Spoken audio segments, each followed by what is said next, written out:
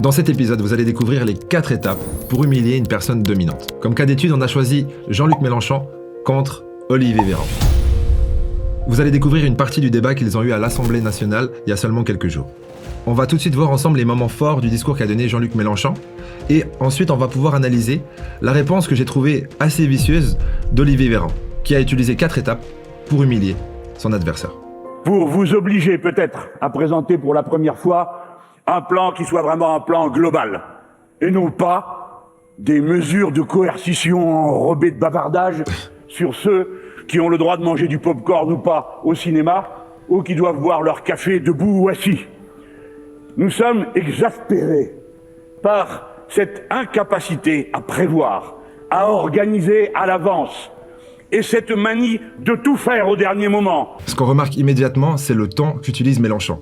C'est un ton très autoritaire, on dirait presque qu'il est en train d'engueuler ses enfants. Et du coup, il incarne parfaitement le rôle de la personne dominante. En plus de ça, Mélenchon, pour renforcer son message et lui donner plus d'autorité, il utilise le « nous » plutôt que le « je ». Il pourrait dire « je suis exaspéré ». Mais on pourrait lui répondre « mais on s'en fout de toi ». À la place, il dit « nous sommes exaspérés ». On ne sait pas s'il parle pour son parti ou s'il parle au nom des Français. En tout cas, utiliser le « nous » plutôt que le « je » renforce l'autorité de l'émetteur du message. Nous étions contre le pass sanitaire parce qu'il était une illusion. Le vaccin n'a jamais empêché que les personnes vaccinées puissent être à leur tour contaminées et contaminer les autres. Mais du moins, y avait-il les tests auxquels on pouvait recourir? Vous avez décidé que dorénavant les tests seraient payants par ceux-là même qui devraient le plus y recourir, c'est-à-dire ceux qui ont fait le choix de ne pas se vacciner, ce qui n'est pas mon cas.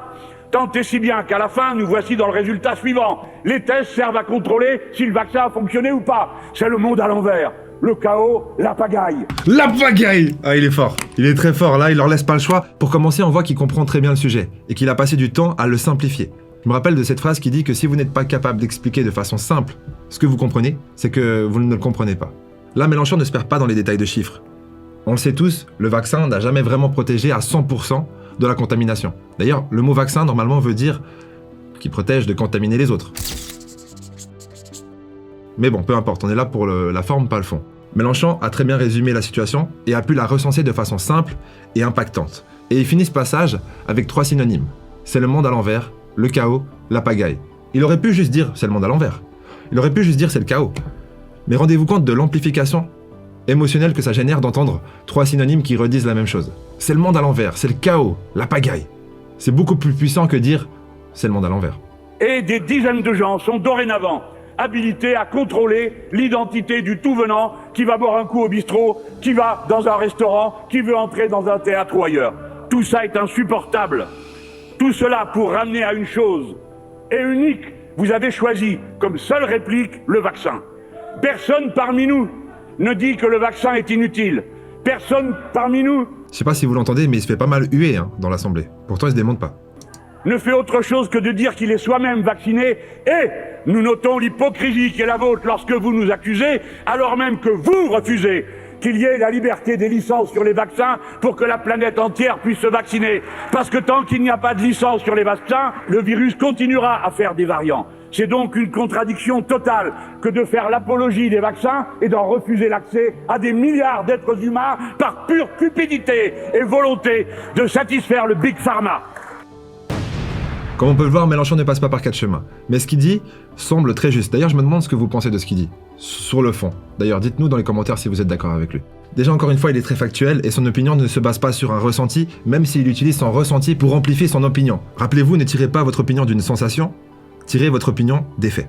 Ce qu'il dit dans les faits, c'est qu'on est d'accord avec vous, les vaccins ont une utilité, on le nie pas. Par contre, les mesures de restriction sont-elles toujours justifiables? Et c'est là qu'il y a un hic. Ce qui se passe, c'est que le mot anti-vax, dans son essence, a pour but de manipuler. Quand on n'est pas d'accord avec quelqu'un, ce qu'on peut faire, c'est retirer la nuance de son discours et le faire passer pour un extrémiste.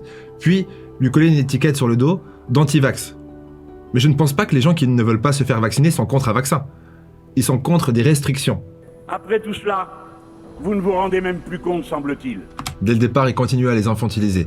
Mélenchon, je pense que c'est malgré lui, il prend toujours ce rôle un peu parental.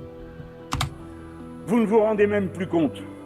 J'ai connu une société... D'ailleurs, on voit Véran qui prend beaucoup de notes. On va bientôt savoir pourquoi il prend ses notes et qu'est-ce qu'il aura à dire. Mais, Tous ses acolytes également ont la tête baissée et jouent le jeu de ne pas être le récepteur de ce message. Mélenchon est l'émetteur et il émet un message. Et les récepteurs, on peut les voir. Ils font semblant de ne pas être concernés.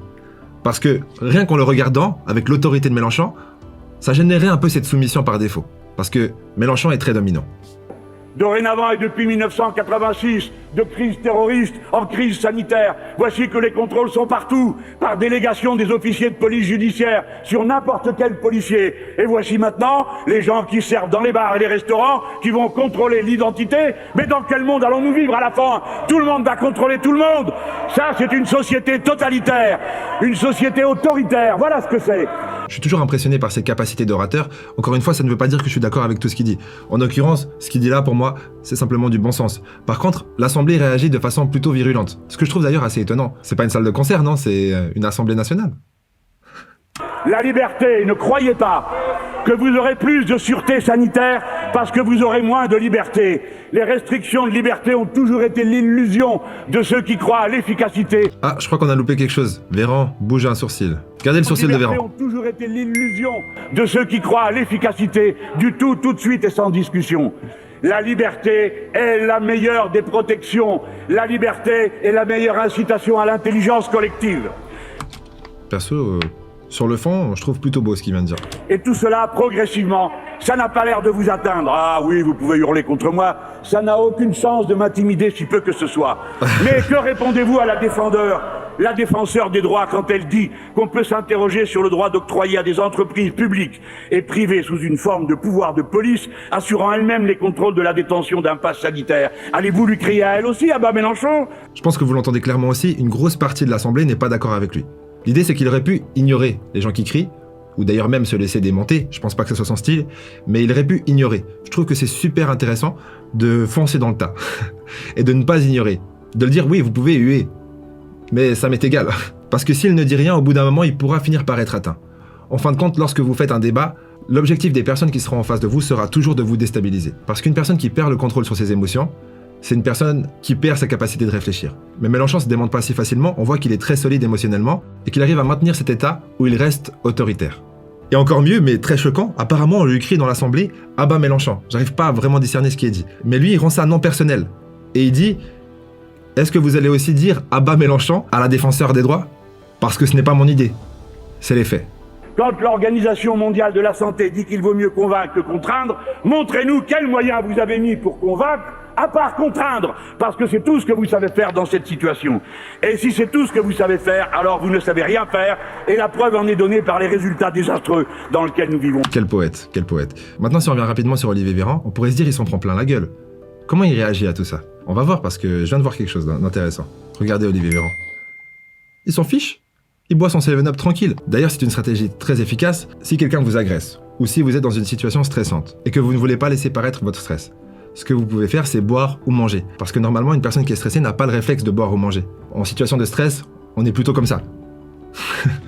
Et du coup, si vous voulez camoufler votre stress ou faire semblant que vous n'en avez rien à foutre, bah, buvez un petit truc, attachez vos lacets, comme il l'a fait d'ailleurs avant, ou parlez avec vos collègues. Faites vraiment en sorte de démontrer que vous ne vous sentez pas concerné. Dans le contexte où se trouve Olivier Véran, il ne peut pas paraître trop impacté.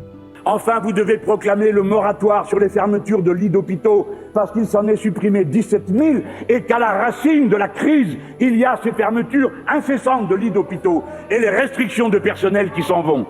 Tout ce que vous avez trouvé à faire, c'est de mettre une date à partir de laquelle vous expulsez les soignants qui ne seraient pas vaccinés, aggravant la crise générale de l'organisation de l'hôpital. Vous vous êtes trompé sur tout, les tests, les masques, les jauges, les vaccins, les vagues. Au fond, au bord de l'abîme, vous n'avez qu'un mot d'ordre, faisons un grand pas. Toujours ce côté poétique qui vient renforcer les images qu'il associe à ses idées. Je pense que la meilleure façon d'être compris et qu'on se souvienne de ce que vous avez dit et d'impacter du coup les gens avec votre message, c'est de lui donner des visuels, un côté métaphorique. Et je trouve que Mélenchon le fait plutôt bien, ce qui amplifie le côté grave de la situation et c'est exactement son but. Maintenant, on va voir quelles sont les 4 étapes par lesquelles Olivier Véran est passé pour humilier Jean-Luc Mélenchon. Et à la fin de cette vidéo, je vous donnerai mon avis personnel sur ce qui vient de se passer. Monsieur le Président Mélenchon, j'ai bien écouté votre intervention et j'ai bien pris note des conseils et des affirmations que vous avez faites. Vous le faites avec votre conviction, qu'on peut vous reconnaître. Donc première étape, prendre en considération votre adversaire et prétendre en tout cas que vous avez bien écouté et que vous avez pris en considération ses idées. Quand vous n'êtes pas d'accord avec quelqu'un, commencez par lui dire « vous avez tout à fait raison » et rebondissez sur le seul point, s'il y en a un, sur lequel vous êtes d'accord avec lui. Puis, défoncez-le. Mais, monsieur le député Mélenchon, j'ai le regret de vous dire que, par le passé, vous vous êtes tellement trompé qu'il est difficile aujourd'hui de vous prêter la même attention lorsque vous vous exprimez. Ce qu'il a fait aussi, c'est qu'il a rendu ça non personnel. À force de « c'est difficile pour tout le monde de… » C'est pas moi qui ne vous aime pas. Un florilège, monsieur le président Mélenchon, un florilège. Vous avez comparé le vaccin ARN... Florilège Pardon. Mélenchon, un florilège. Vous avez comparé le vaccin ARN messager, je cite, à des surgelés vendus dans des supermarchés. Voilà qui est très bon pour la confiance des Français. Pour l'instant, il répond à absolument aucun élément évoqué par Mélenchon.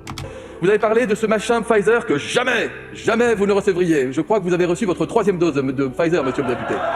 C'est hors débat. En réalité, c'est hors débat. Chacun a le droit de se vacciner ou ne pas se vacciner, et d'ailleurs, ça devrait pouvoir rester confidentiel. À part si le but, c'est de se fliquer les uns les autres et se discriminer les uns les autres. Plus que ce qu'on le fait déjà.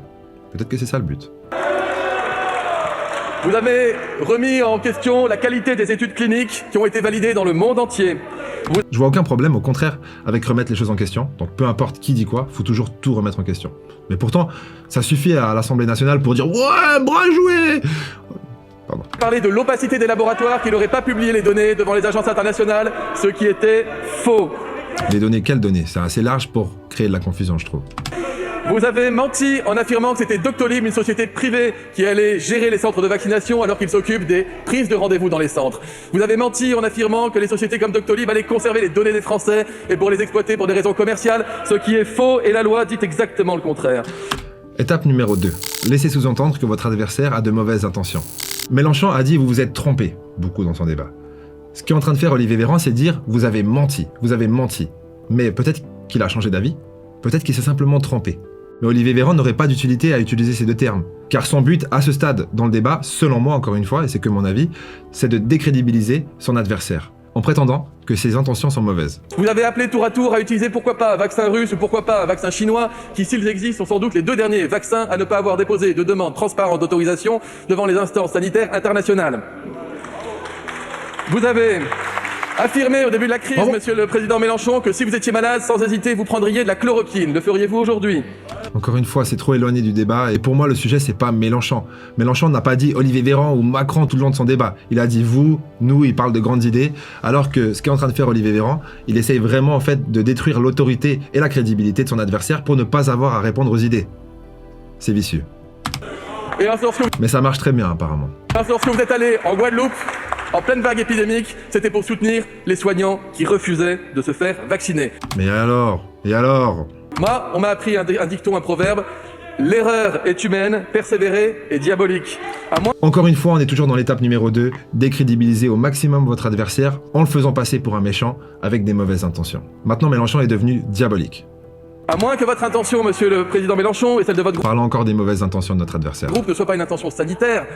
Peut-être que vous visez là, peut-être à attirer un peu l'attention d'une partie de la population contestataire qui ne veut pas du vaccin, qui ne veut pas du pass. Et peut-être les appelez-vous à vous rejoindre sous votre bannière. Monsieur le président Mélenchon, vous n'êtes pas le seul à brandir cette bannière. Il y a monsieur Dupont-Aignan, il y a madame Le Pen, il y a monsieur Philippot, qui sont sur ce même créneau d'aller flatter ceux qui ont peur pour les instruire dans la peur, quitte à ce que le virus circule davantage.